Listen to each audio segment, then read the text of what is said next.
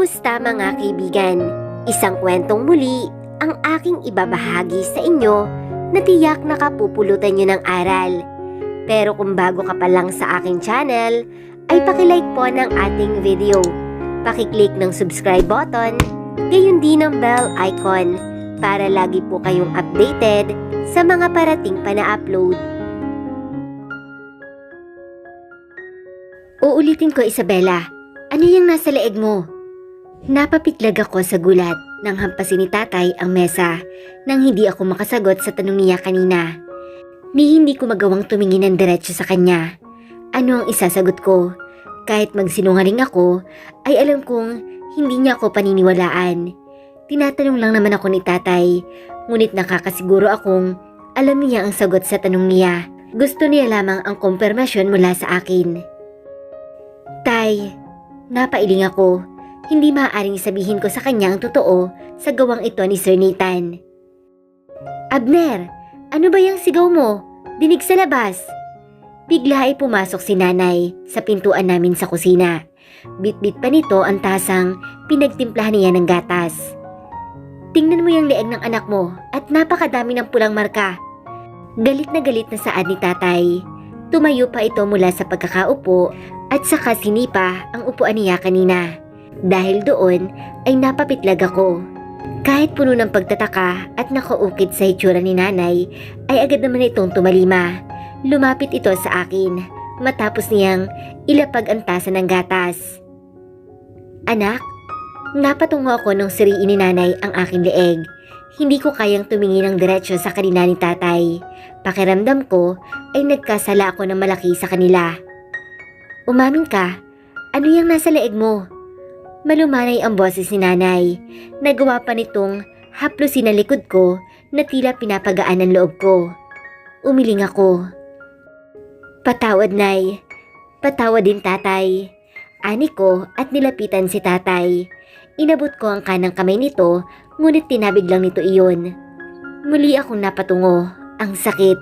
Sa buong buhay ko, ngayon lamang iyon nagawa sa akin ni tatay. Naramdaman ko naman agad na sumunod sa akin si nanay. Nasa gilid ko ito at muling hinaplos ang likod ko. Gusto kong saktan ngayon ang sarili ko.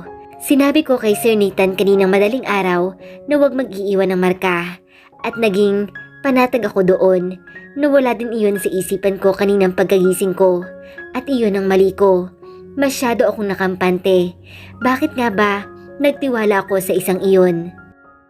Abner, dinig kong sambit ni nanay nang makita nito ang ginawa ni tatay. Mula naman sa gilid ng kanang mata ko ay nakita ko ang dismayadong pag-iling ni tatay. Kaya ba gustong-gusto mong pumasok sa trabaho, Isabela? Para makipaglandian ka sa kung sino? Para gawin ang bagay na iyan? Muli ay nakaramdam ako ng tila tumusok sa dibdib ko dahil sa sinabing iyon ni tatay. Hindi iyon totoo.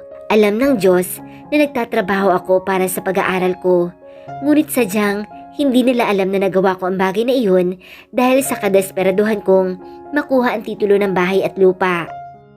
Abner, magdahan-dahan ka sa pananalita mo. Baka nakakalimot kang anak mo ang pinagsasabihan mo ng ganyan. Pumagit na si nanay. Ramdam ko rin na galit ang boses nito.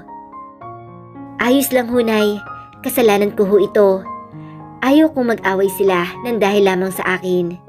Sorry ho. Narinig ko ang malakas na pagbuga ng hangin ni tatay at tahimik na lumabas ng bahay. Nang hina naman na magkabila kong tuhod dahil doon, ngayon lang nagalit sa akin si tatay ng sobra at hindi ako sanay. Sobra akong nasasaktan. Ang sakit na may galit sa akin ang magulang ko. Napatungo ako. Humarap sa akin si nanay at pilit nang umiti. Inabot nito ang aking pisngi dahilan upang mapaangat ako ng tingin. Nay, hindi ho totoong nakikipaglandian ako. Nagtatrabaho ako para sa pag-aaral ko. Desperadang saad ko kay nanay. Tumango-tango naman ito. Naniniwala ako sa iyo, anak, pero gusto ko lang malaman, sino ang may gawa niyan sa leeg mo? May kasintahan ka ba, Isabela? Matagal ako nawala ng imik. Hindi ko alam kung sasabihin ko na ba kay nanay ang sekreto ko.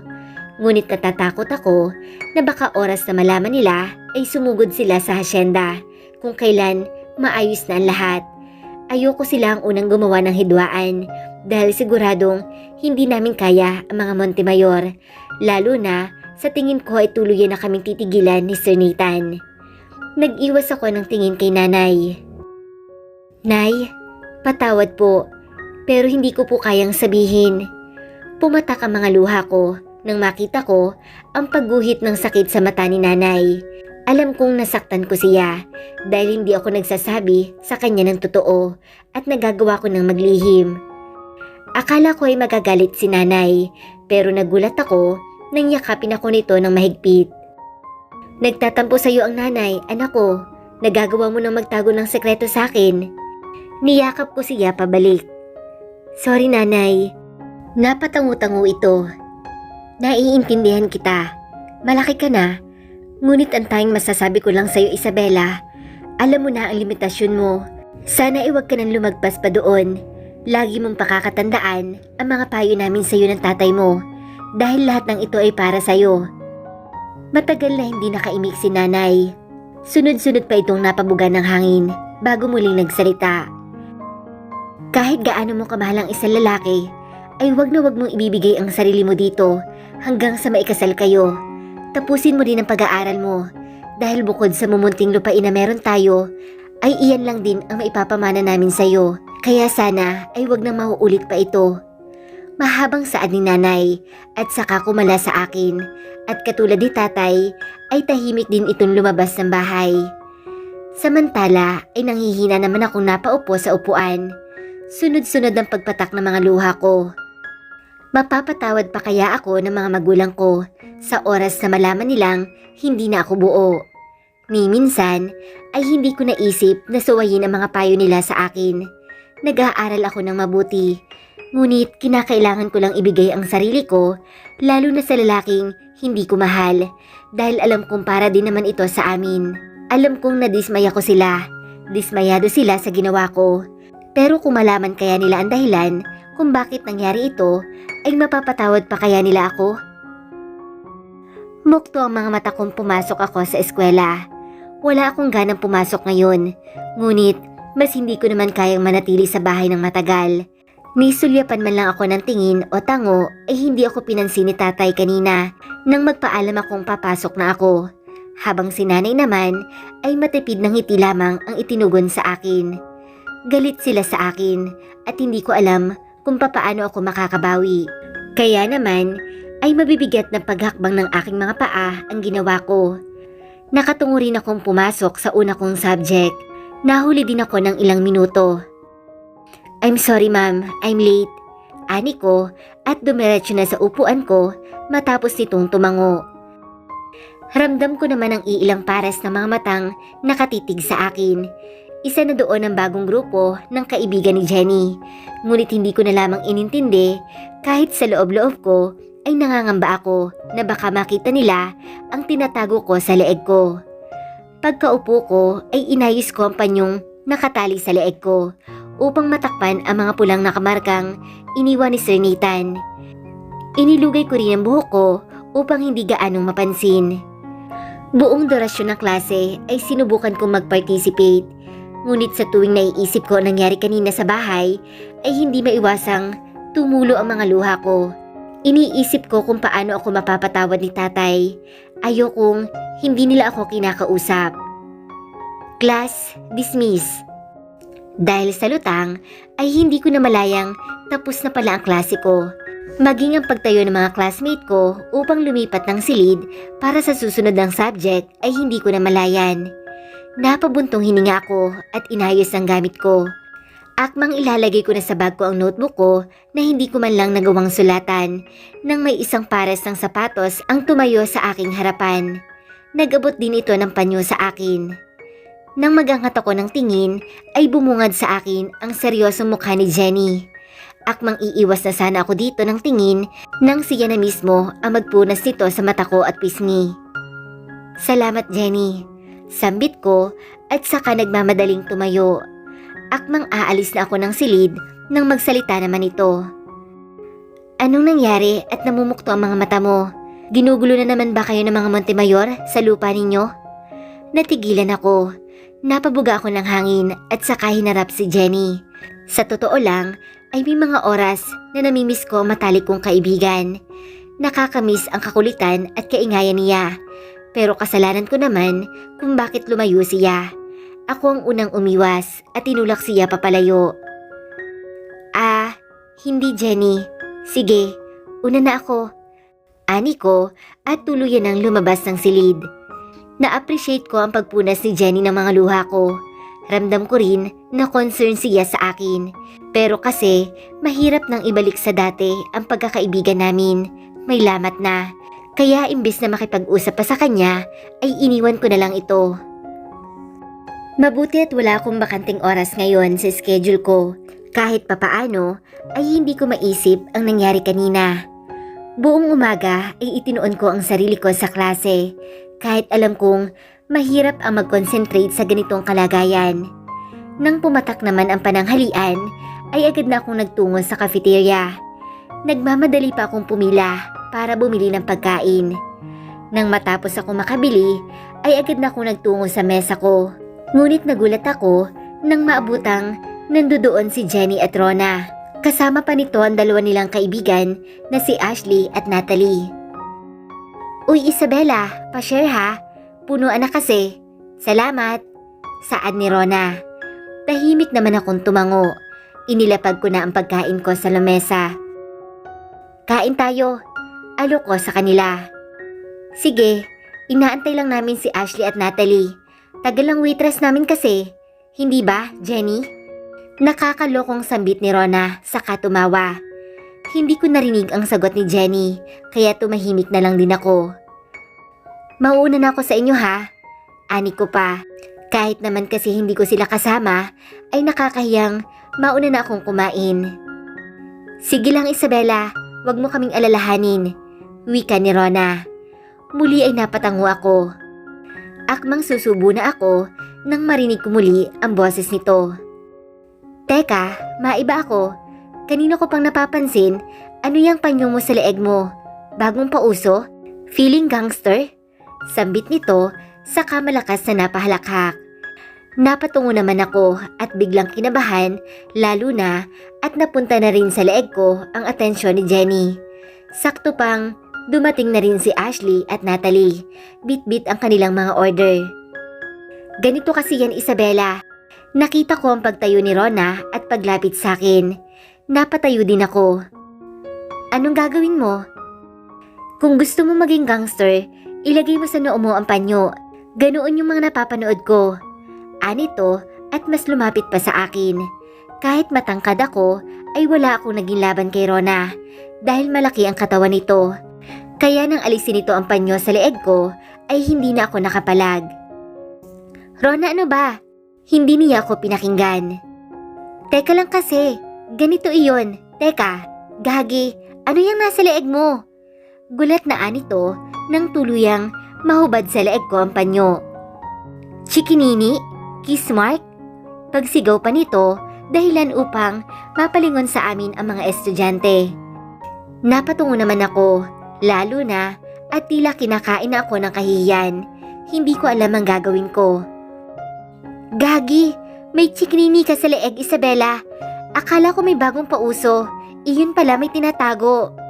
Halakak pa ni Rona. Uy, hindi ko alam na may jowa ka na pala Isabella. Dagdag pa nito. Nagawa pa niyang ilihis ang buhok ko upang matitigan niya ng maigi ang leeg ko. Rona, tama na nga yan.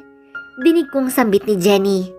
Malinaw na malinaw iyon, ngunit mas nangingibabaw ang pagtawa ng ilang estudyanteng nakakita. Isabella, okay ka lang? Wika ni Jenny. Sinubukan nitong ibalik sa leeg ko ang panyong hawak ni Rona kanina. Pero imbes ay tinalikuran ko sila. Inabot ko ang bag ko at tumakbong palabas ng cafeteria. Para saan pa ang pagbalik ng panyo kung lahat naman ay nakakita? Nakatungo akong lumabas ng cafeteria. Hindi na ako tumingin sa dinadaanan ko, kaya naman hindi ko na malayang may makakasalubong pala ako. Sorry, ani ko sa nabunggo ko.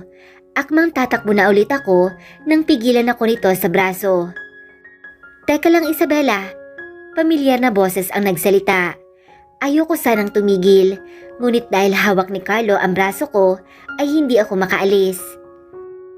Carlo, bitawan mo ako, ani ko. Teka, umiiyak ka ba? Nagtatakang ani to, at saka walang ano ay hinawakan ako sa baba ko upang umangat ang mukha ko sa kanya. Pero bago pa niya gawin iyon, ay itinulak ko na ito sa balikat niya, saka tumatakbong umalis sa cafeteria. Bumalik ako sa building at dumiretso sa banyo. Pumasok ako sa isang cubicle at doon tahimik na umiyak. Wala na.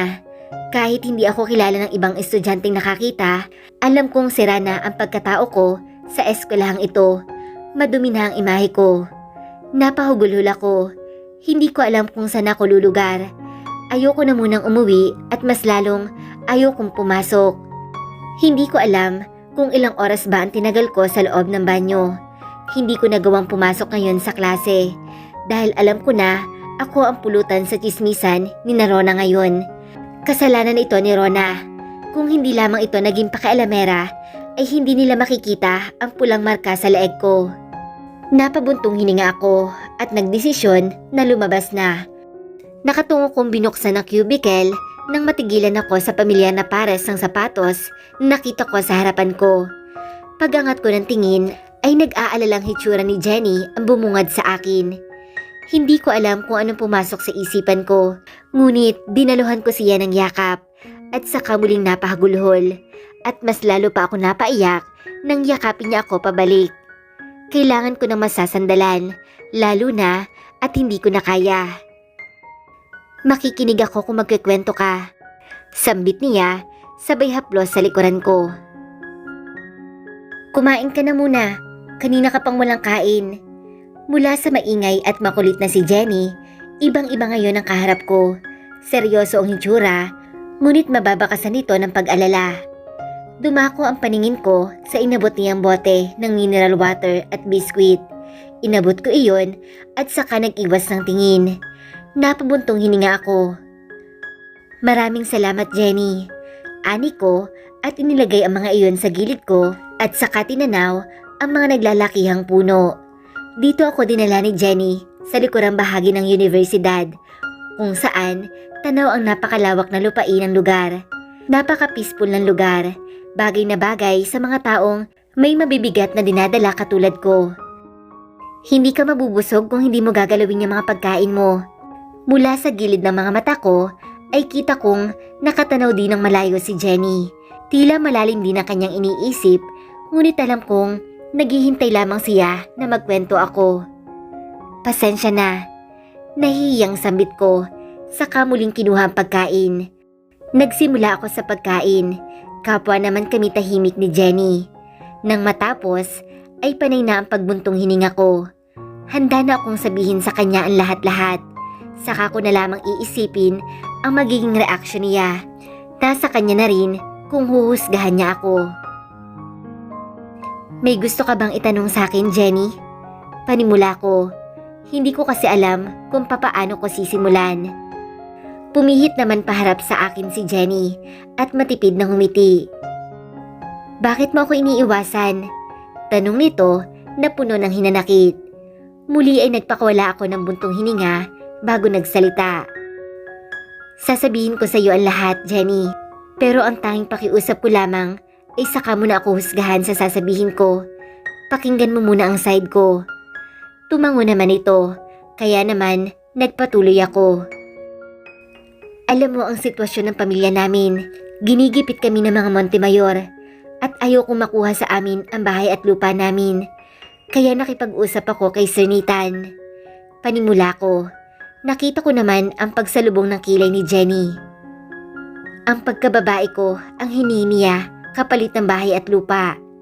Pagpapatuloy ko, nakita ko pa ang paglaki ng mata ni Jenny. Halatang nagulat sa sinabi ko. At alam mo kung gaano ako kadesperada. Kaya pumatak ang mga luha ko. Napailing-iling ako. Hindi ko kayang ituloy. Kaya ibinigay mo ang sarili mo sa kanya? Tama ba ako, Isabella? May galit sa tono ng boses ni Jenny. Tumangutango ako. Binigay ko ang sarili ko sa kanya. Naniwala ako sa kanya na ibabalik niya ang titulo sa amin. Pero pagkatapos na may nangyari sa amin, pinakaladkad niya ako sa mga tauhan niya palabas ng hasyenda. Kahit tapos na iyon, ay ang sakit pa rin palang balikan. At alam ko na hindi na iyon makakalimutan pa. Narinig ko ang pagbumura ni Jenny. Galit na galit ito. Naiintindihan kita, Isabela, sa ginawa mong iyon. Pero napakadami kong tanong sa'yo. Alam ba to ng mga magulang mo o ano? Pero gusto ko lang linawin, ano ang kinalaman ko dito? Bakit mo ako iniiwasan? Napailing ako. Dahil takot akong mahusgahan mo, Jenny. Narinig ko ang mga salitang lumabas sa bibig mo nung banggitin mo sa akin si Martina. At natatakot ako na baka... Pero iba ka, Isabela. Galit na putol niya sa akin. Kaibigan kita at maiintindihan kita kahit mali ang ginawa mo. Dahil alam ko na para ito sa pamilya mo. Magkaiba kayo ni Martina. Napatungo ako. Kaibigan mo ako, pero bakit hindi ka nagtiwala sa akin? May hinanakit na saad niya. Sorry, Jenny. Sorry talaga. Umiiling-iling ako. Kailan mo binigay ang sarili mo sa Nathan na yon? Napaangat ako ng tingin. Ilang linggo na ang nakakalipas. Kung ganoon, para saan ang pulang marka sa leeg mo? Sino ang may gawa niyan? Si Carlo ba? Nakita ko kayo kaninang magkausap nang sundan kita, Isabela. Nagiging pariwara ka na ba? Umiling-iling ako. Mali ang iniisip niya. Jenny, hindi. Nakilala ko si Carlo dahil magkatrabaho kami sa resto. Pero si Nathan, siya ang may gawa nito. Ilang gabi nang may nagmamanman sa amin at nalaman naming si Nathan iyon. Kaninang madaling araw, nakausap ko siya. Binalik niya sa amin ang titulo ng bahay at lupa. Naputol ako sa sinasabi ko nang maramdaman ko ang pagdapo ng palad ni Jenny sa kanang pisngi ko. At anong naging kapalit, Isabela? Ang pagkababae mo ulit? Napamaang ako. Hindi ako makapagsalita. Bakit niya ginawa iyon? Isabela, tuso ang mga Montemayor na yan. Matalino ka pero hindi ka ba nag-iisip? Galit na saad niya. Nagawa pa niyang sipain ang pinag-inuman ko ng tubig. Nakuha ko na ang titulo ng bahay at lupa namin, Jenny. Ayos na yun. Matigas din ang saad ko. Di bali ng tanga at desperada o maruming babae ang tingin niya sa akin. Ang mahalaga ay hawak ko na ang titulo ng bahay at lupa namin. Tila dismayadong nailing sa akin si Jenny. Halatang hindi ito natuwa sa ginawa ko. Alam ba ng mga magulang mo ang mga ginawa mong yan? Nawalan ako ng imik. Nag-iwas din ako ng tingin sa kanya. Siya lang ang pinagkakatiwalaan ko sa bagay na ito. Sa tingin ko ay hindi. Dismayadong aniya. Jenny, hindi nila kailangan pang malaman. Ang mahalaga ay hindi na kami papalayasin sa sarili naming bahay at lupa. Pangangatwiran ko naman, ngunit sa tingin ko ay mali pa rin sa pananaw niya dahil sarkastiko itong natawa. Hindi kita huhusgahan sa ginawa mong iyan, Isabela. Bagkus ay iintindihin kita. Naging malumanay na ngayon ang boses ni Jenny, pero nandoon pa rin ang diin sa bawat salitang binibitawan niya. Pero 2 beses mo nang ibinigay ang sarili mo sa Montemayor na yon. Alam ko na napaka-importante ng bahay at lupa ninyo. Pero mga Montemayor ang binubunggo ninyo. Umiling-iling si Jenny. Napailing din ako. Hindi ko nagustuhan ang sinabi niya. Wala akong pakialam kung ang pinakamayamang angka ng Cordoba ay binabangga ko. Bahay at lupa namin ang pinag-uusapan dito, ang pinaghirapang maipundar ng pamilya ko. Hindi mo ako naiintindihan, Jenny. Malamig na sambit ko. Tumayo na ako para umalis. Mauuna na ako, Jenny. Sambit ko dahil ayaw ko nang pahabain pa ang usapang ito. Inihakbang ko ang aking mga paa paalis, ngunit muling nagsalita si Jenny at natigilan ako. Naiintindihan kita, Isabela. Iniintindi kita.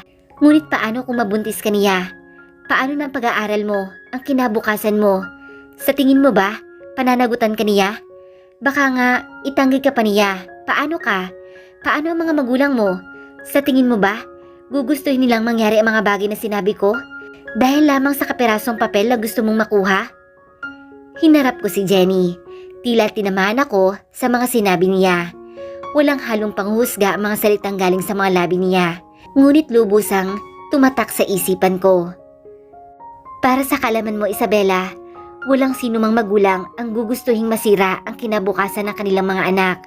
Baka nga, sisihin pa nila ang kanilang mga sarili sa oras na magbunga ang ginawa mo. Dagdag pa niya at nauna nang umalis kaysa sa akin.